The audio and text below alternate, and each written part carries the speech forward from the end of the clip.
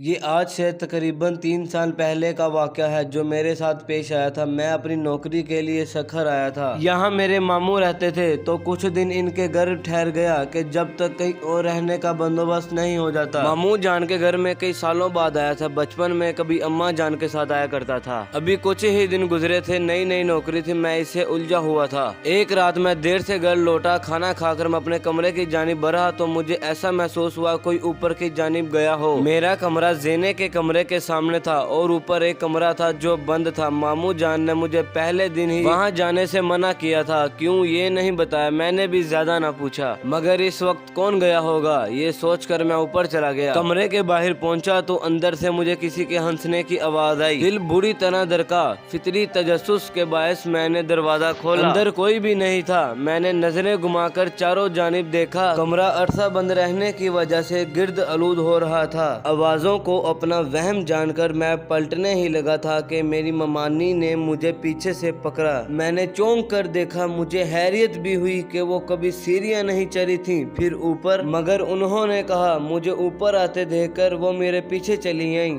مجھ سے پوچھا تو میں نے بتایا کہ مجھے لگا کوئی یہاں آیا ہے، دیکھنے چلا آیا۔ خیر میں ان کے ساتھ نیچے آنے لگا، ابھی 2-3 سیڑھیاں ہی اترے ہوں گے کہ مجھے محسوس ہوا کہ کوئی میرے پیچھے پھر ہنسا ہو، مگر وہاں تو ممانی تھی۔ میں ڈرتے ڈرتے اپنی گردن گھمائی اور میرے ہوش اڑ گئے۔ میرے پیچھے ممانی کی بجائے ایک جلے ہوئے چہرے والی لڑکی کھڑی تھی جس کی آنکھیں سرخ تھیں۔ خوف سے میں سیڑھیوں سے نیچے گر پڑا۔ وہ آہستہ آہستہ میرے پاس آ رہی تھی، میری آواز حلق میں ہی رہ گئی۔ بامشکل سے چیخا تو میری آواز پر ممانی اور ماموں اپنے کمرے سے بھاگ آئے۔ میری حالت بہت غیر ہو چکی تھی، میں نیم بے ہوشی میں تھا، مگر وہ لڑکی مجھے اپنے سامنے محسوس ہو رہی تھی۔ ماموں شاید سمجھ چکے تھے کہ مجھے کیا ہوا ہے، انہوں نے مجھ پر دم کیا اور مجھے اپنے کمرے میں لے گئے۔ کچھ دن بعد میری حالت بہتر ہوئی، میں نے اس رات کا تمام حال کہہ سنایا تو ماموں نے بتایا کہ اوپر کمرے میں اسیب ہے، اس لیے وہاں کوئی نہیں جاتا، مگر وہ کسی کو نقصان نہیں پہنچاتے، تم نے شاید وہ دروازہ کھولا ہوگا اس لیے تمہارے ساتھ ایسا ہوا۔ اس کے بعد میں جتنا بھی وقت ان کے گھر رہا کبھی زینے کے پاس بھی کھڑا نہیں ہوا۔